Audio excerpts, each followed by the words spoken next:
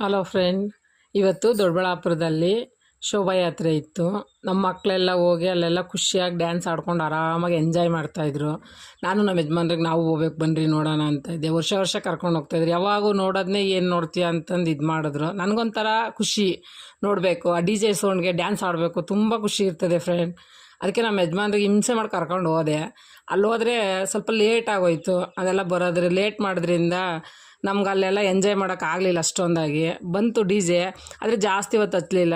ಪೊಲೀಸರು ನೋಡಿದ್ರೆ ಟೈಮ್ ಆಯಿತು ಅಂತ ಇದು ಮಾಡ್ತಾಯಿದ್ರು.